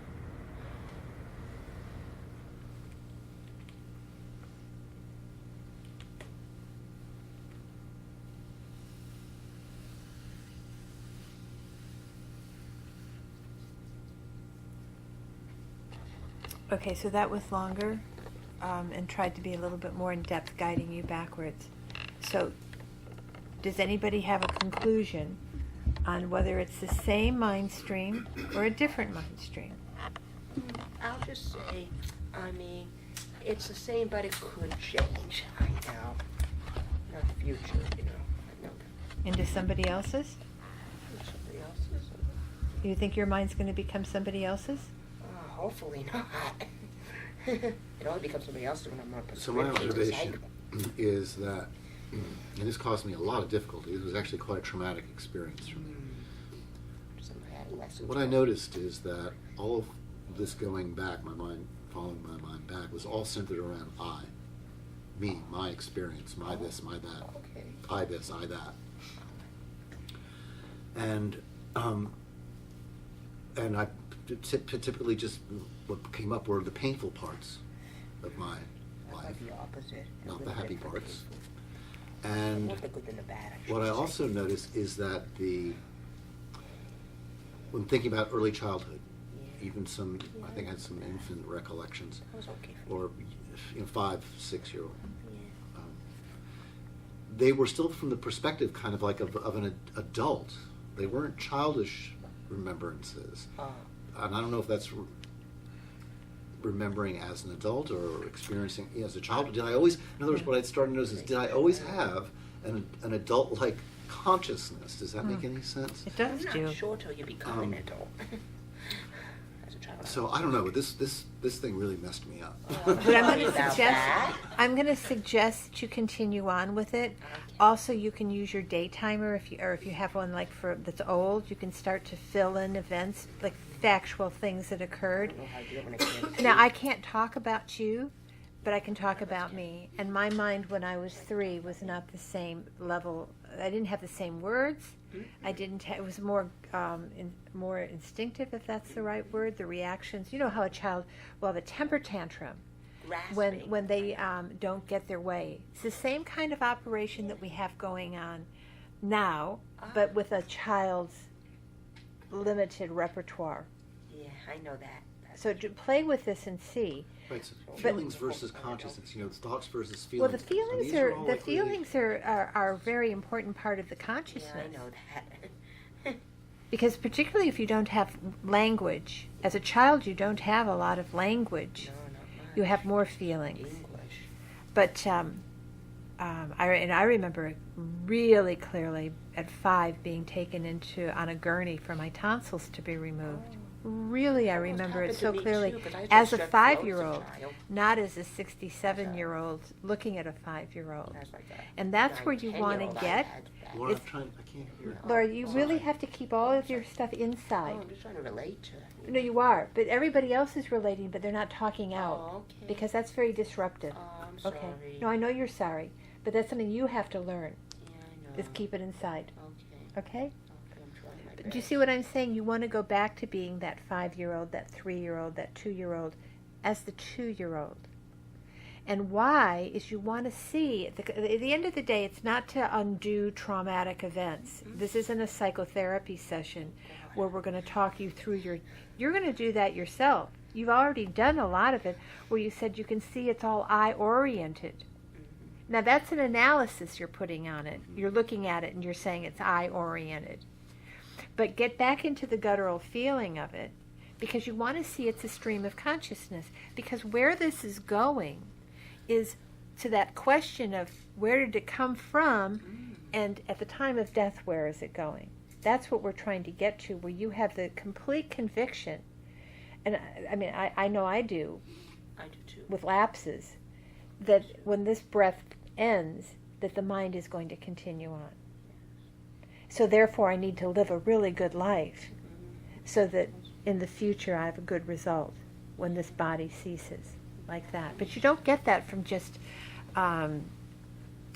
just sort of casually thinking about it. This is a topic of absorption, where you need to really. I think you're on a good track, though. That's weird. So I don't think it messed you up. I think that feeling of being messed up is the fact that you really did it.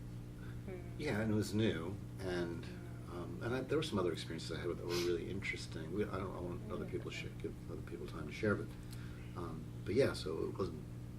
Well, it was a little journey, that's for sure. I thought it sounded. I mean, what you've explained sounded good. Tatiana, how are you back there? Can you hear me, Tati? How did you do it? No. When I listen, I put on mute so I don't disturb anybody. Oh. It was very interesting.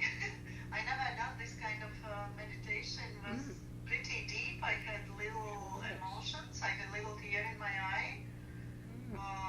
Because I usually thought that my memory is pretty bad and I cannot remember things. But I actually remember quite a lot of things, just going back how far I can go. And now you told that it's a good idea to practice it, maybe can fill in the gaps. I'm very interested to do that. See how far I can go, but it was very interesting. Good, Tatiana. Thank you for sharing. I appreciate that. I really miss having you here, but I'm glad you're here. I can hear perfectly, so I'm going to put on mute again. Okay, thank you, Tatiana. Does anybody else have an experience to share? My curiosity is that I was still the spectator, like watching a movie, and and in my mind I was wondering, am I like it wasn't my conscious coming? Do you understand me? It was more like I was seeing like a movie of there's Cecilia as a little whatever. So you didn't submerge yourself into being 2 years old or 5 years old or 10 years old? No, I was fascinated with the idea, but I was watching a movie. Wow, that's Cecilia, definitely. But was I in there? No, I was fascinated seeing this movie of this person that was going backwards, and I don't have any idea.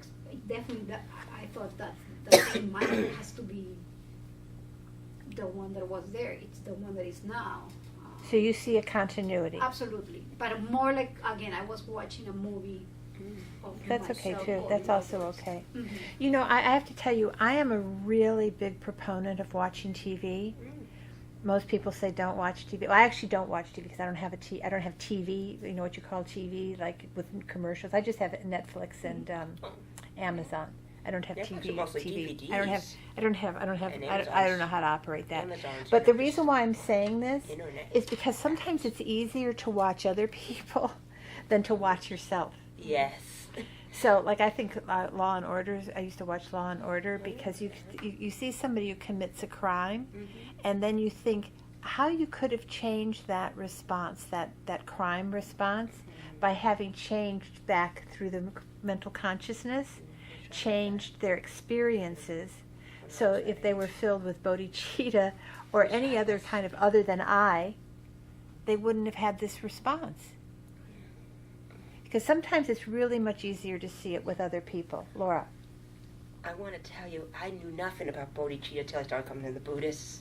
So I was not taught anything That's about right. religions growing up. I was in a boarding school age 9, 10. I had strep throats, but I didn't get my tonsils out age 9, age 10. I was at boarding school, you know what I'm saying? Right.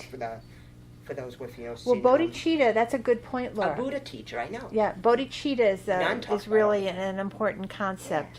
And people are familiar with talks about bodhicitta. that. It's the wish She for taught me others that. to not Kendra taught me suffer, that. to be happy. Yeah. It's compassion. It is compassion for Yeah. yourself and compassion for others too. And then Yeah. back to us. Return Yeah. the favor. Yeah. I know that. Okay. Okay, so what I'd like you to do is we're just going to take 10 minutes, and I'd like you to find someone to discuss this with. And because we used to do this in Meditation 101, and I think that people really enjoyed doing it. So Just don't know who to do it partner with. up. It can be 2 or 3 people. Okay. Cecilia and okay, you can go over there and talk. You can do 2 or 3 people, talk about it, and see what describe with each other how you feel about this consciousness, the stream of consciousness, and what it means. And if this is really foreign to you, about that there was a previous life, talk about it with each other. It was foreign, but it's That there was foreign that there was another life before the sperm and the egg united. What happened before that? That's hard to think of. Before. That's what you're going to talk to your partner about. Whoever your partner is. What happened before? Yeah, 3 or 2, whatever. Sometimes it's 3, sometimes it's 2. You guys. You have to talk to yourself, Tatiana. What do you think about it? I don't know where to start.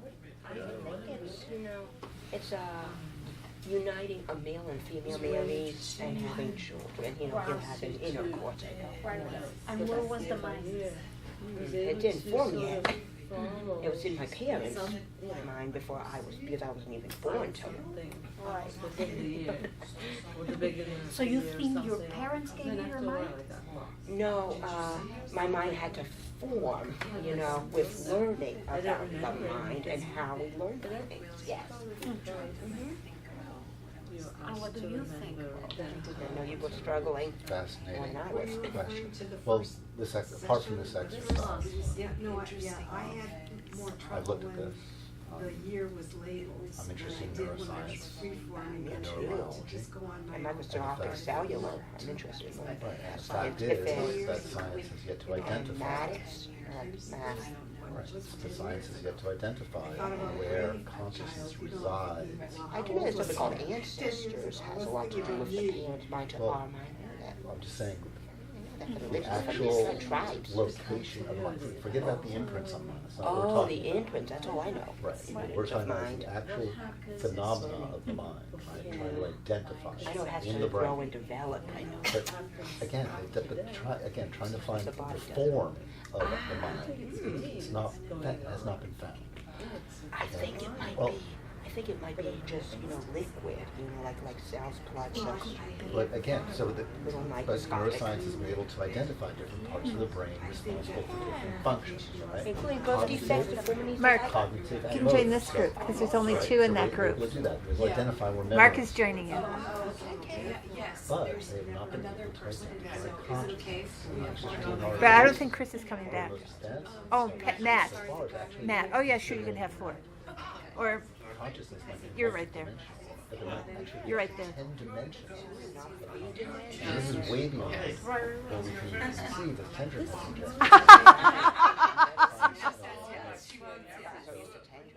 So it's fascinating to me, always being able to observe myself thinking. Right? So I think, therefore I am. But there's something that knows that I'm thinking. Right. We don't know what it is until somebody tells us, until somebody judges us. So That's when I get like used to observe and don't look too much because you observe on the observer. Who creates observancy and who observes to create the next observancy? I know. So it's really complex and interesting. Universal. Right. Really from space, time continuum, science fiction, it sounds like to me. Because I used to love Star Trek as an adolescent next generation. But I also know Most that people do. I have trained my body to work in certain ways. There's certain habits of thought. This helps me train mine. Right, so it can be, my mind I know is trainable. Mine is Mostly too. it's been to the negative. Yeah, I've been both positive and negative.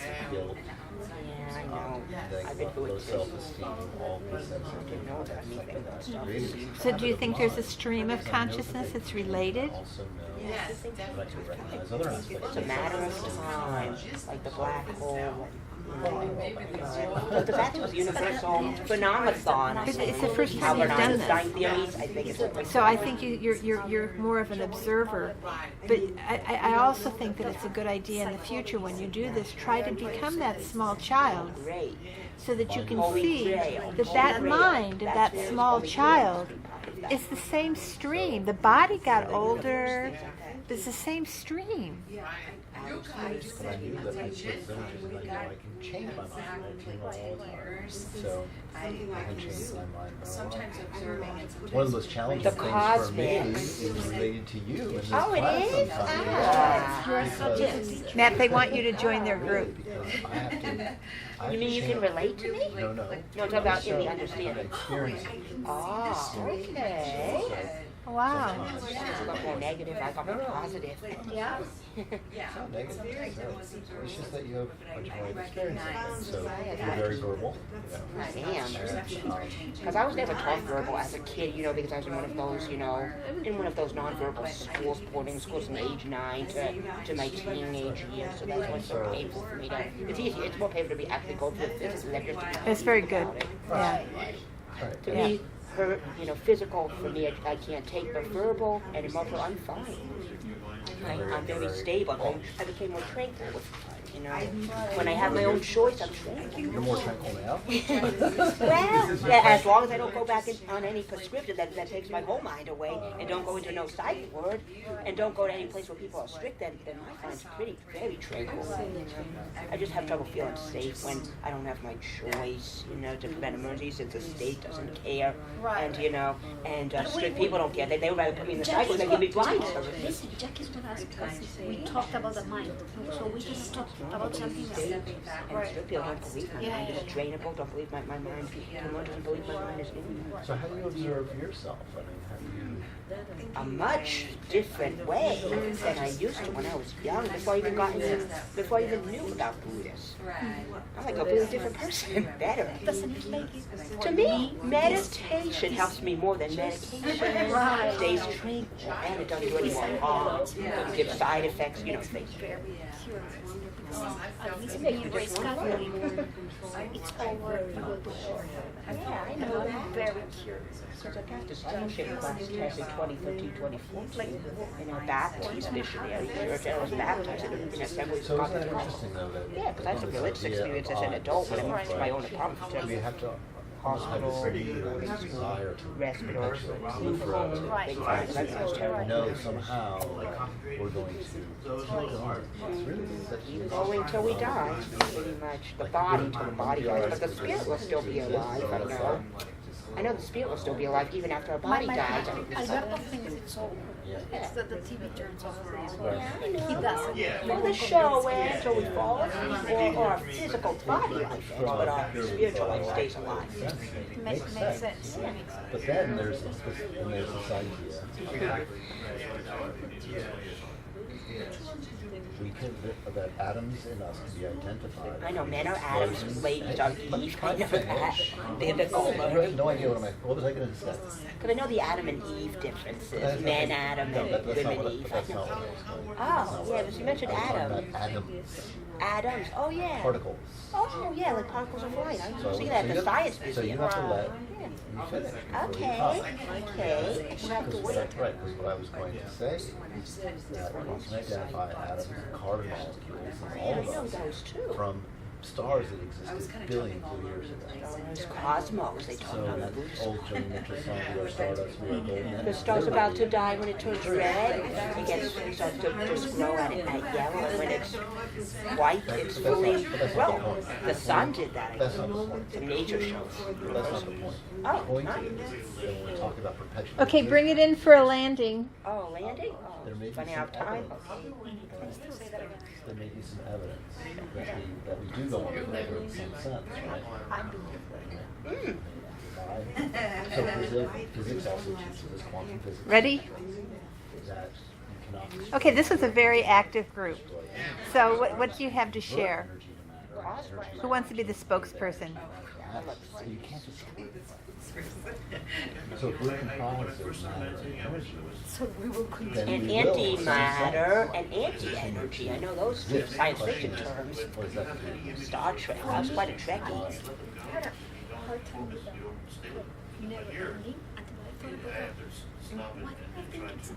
It's a different kind of meditation.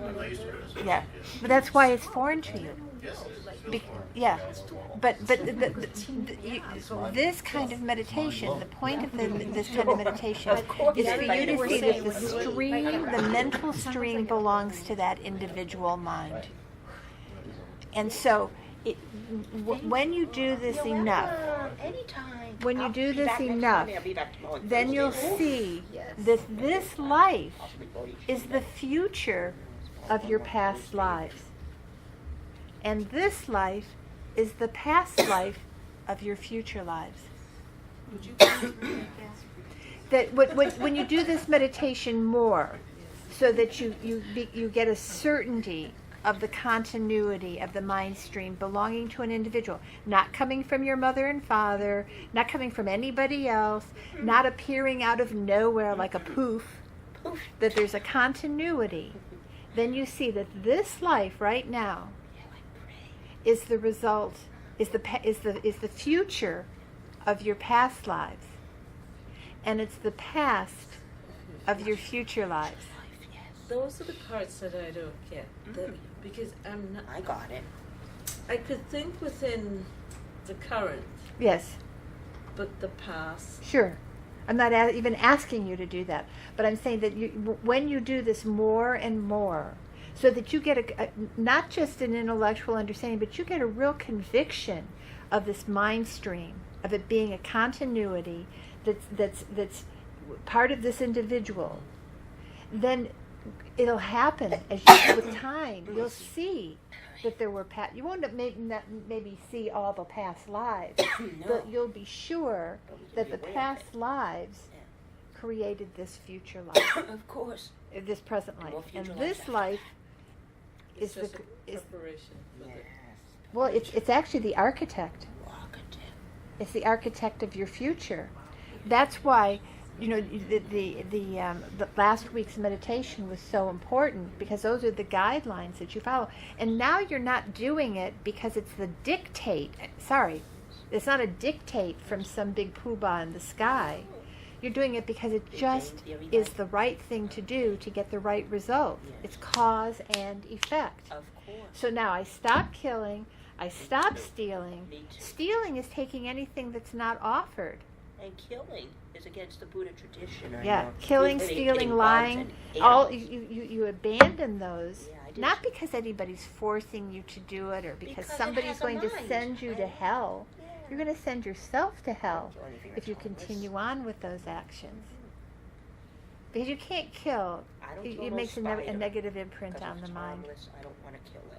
Makes a negative. Yeah. So this is the first time. That's why It we sounds like it's the vegetarian. first time everybody in the room, maybe not Cecilia, but it sounds like the first time that everybody's done this meditation. And I liked it. I So enjoyed it takes remember, meditation means to familiarize. Mm.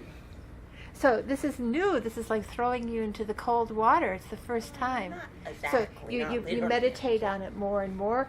You can do like I did, not even sitting in your meditation room. Just look at your day timer and fill in, things, Well, I fill in can't see. pieces. I can only think in Do that timeline like I did, But I where you can't just do fill eyesight. in pieces just and hear it. see for yourself that don't it's a see physically, I only continuity see of your own spiritually. individual Yeah. stream. See mental mentally, but not stream. physically. That's all. And then past lives make sense, Yes, they do. Some and then painful, future lives some make sense. positive. And we're the architect of the future. Yeah, we are. Jackie, what if you have trouble visualizing? No physical sight.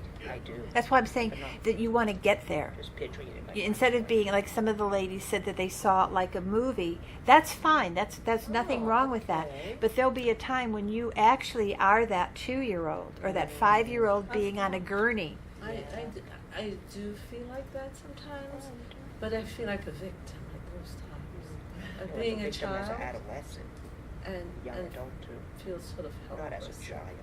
We are. But that's where instead. So again, you don't want to stop at any of these things and go into psychoanalysis. We're not doing that.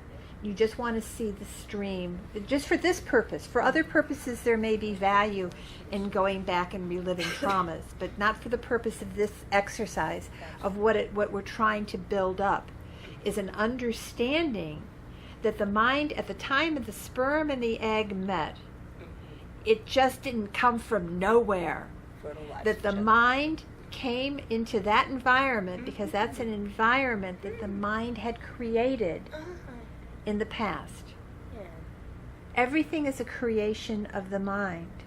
So in the past, the mind created this perfect human environment Yeah. to be born into it. Now some people have, different situations. But the best way to see those situations is to see it as karma expending. I have a friend, and if anybody'd like to go with me to see him, you're very much welcome. Well, He's where do we an go? old Dharma student, and he's the founder of Milarepa Center up in Vermont. And he bought the land, he donated the land, he put his hard sweat and tears into building Maybe in May it, I could and do now all he's up got there schizophrenia. between January And he lives in a April, so really hopefully up there. not very pleasant, but okay, better than I guess some facility. He's run by the state in Lighthouse Point. And I go to see him as often as I can, and it's really, really, really sobering to see him. He's nonverbal. He's all deformed. He walks very badly, And they and thought that about me. you can see, according to Lama Zopa, what we understand is that he's burning off this karma now, so that the future life doesn't have to have that experience. So that's a valuable way to see problems that happen in this life, to see them as burning off that karma while you've got this perfect human rebirth. Except for my eyes, I do. If that doesn't make sense, just let it sit with you, Yeah, except for my physical You know, face. sounds very. because you're in a perfect human rebirth right now, and you've got. What does he what does he physically do? Was he physically? He's just living there. Oh, you mean just by his experience? Yeah, by exhausting it now, Yeah, just exhausting it. The Just karmic seeds have Yes. ripened, they've ripened. and therefore, by doing So it's like bad karma, not good karma. good things, he's sowing different seeds. Well, he can't do anything volitionally. He doesn't have the mind to do it. But we go down there and do mantra with him and show him pictures I of have the mind, I don't have lamas the and physical vision. help him. And the I'll last just time I have went, everything else. he's nonverbal, and I could see he looked at me, and you could see the tears in his eyes I just always welling have up in tears in there. And my we did eyes 'cause I mantra am with off him my and side. showed him pictures of the lamas. I do that too. And that's helping to keep the imprints, Not like pull those imprints out, and let the others just burn itself out. Yeah, I Otherwise, like that if you don't see things that way, then you go into a poor me, which has no value whatsoever. Only poor me is my physical eyes, but everything else is fine. Perfectly Good. Normal. Good, but you'll get over that physicalness too. Something will happen. Don't worry. The blindness, the physical blindness. So anyway, I really, really appreciate all the effort that you put into this meditation. I know that it's new, but I think it's very, very worthwhile. And please continue on with it on home. And what about, what do you think about, like, you know, like you said your mind creates the karma that you're born in. What about like a bigger mind than yours? Like, you don't believe there's something out there that has a bigger mind than us and we create these paths? Things? Well, that would be cruel. That would be what? That would be cruel. Sure. Well, it depends on You talked about something about being cruel. Albert I mean, if there was somebody out there, if there was It's some like mind. us putting a bird in a cage. You see what I'm saying? That's pretty cruel. It's the same concept. Not for right? the bird. Kind of. Right, but you're saying that you asked me, do I not believe that there's a big mind out there that would be dealing out problems? No, not even Hope problems. not. Problems and I mean, not, I don't know if it's like that. I'll tell you, when I was 8 years old, I had my first really big, what's it called, crisis of faith, when I was 8 years old, and my dog had been missing, and one of the children on the school bus saw her laying in a field, a cornfield. She'd been hit by a car and thrown out into the cornfield. And I went home. I think I had a fit, a temper tantrum, screaming fit for I don't know how long, because if God were good and great, then why would that happen? I'm going to tell you. I'm sorry. I'm only speaking from my own experience, and I don't want to be offensive to anybody. I'm not But offended. that theory is very painful. Yeah, I know. Only God knows. Sorry, that's not satisfactory. But you say karma, then I can deal with that. I can Okay. understand that. That makes Good karma sense. and bad karma. And what does that mean? Course It and means effect. now go back to not practicing the 10 non-virtues. Practice the virtues. Get free from the 8 worldly concerns, and dedicate your life to benefiting others. Okay. That makes sense to me. I suggest, Matt, maybe what you're contemplating is those who have a greater degree of enlightenment than we do, have more clarity. So that's, we have arhats, we have Buddhas, we have Right. those who have, but they don't have any special powers necessarily. No, I just mean like even Yes. bigger, like not even human, something that's great, like, you know, under something else. I mean, that's just a theory. I mean, it's not like Right. it's just a theory. Well, you have to work with that and Some see if it makes intelligence to the sense. universe, perhaps, or some kind of. Right. I'm going to tell you, this is what I've told, because I've had students now. I've had so many, because I started teaching when I was in my 30s, and my students were in their 60s. Whoa. So now most of them are dead. And I used to tell them, if all of this stuff that Buddhism is teaching is wrong at the end of the day, okay. But if you've lived your life like it mattered, if you lived your life like practicing the 10 virtues, avoiding the 10 non-virtues, getting free from the 8 worldly concerns, if you lived your life like it mattered, and at the end of the day there's no reincarnation, well, okay. But now you've lived your life well. You've lived a happy life, not going up and down. I mean, going up and down is not Like a yo-yo. fun. Going into a euphoria, going into a depression, going into a euphoria, going into a depression, that is exhausting. Down, I know. So better to follow these guidelines, and then you have to practice yourself. If it doesn't make sense to you, then oh well, move on. But if it makes sense, It does they're like make putting, it's like water. When it's confined, and it can be made into something really powerful. But if it can also be very, very destructive. Or a wild elephant can completely, in India, they can ravage villages, If they're completely provoked. level villages. Or they can be contained, and they can be useful and build villages. So the mind is like that. It can be just Shrink all over the elephant's place and mind? crazy Okay. and hurt you and everyone around you. Or it can be harnessed and help you and everyone around you. Can you imagine if just your breathing brought benefit to others? That would be great. Bingo! That's what we want, Laura. Yeah, and I'm getting it. I understand.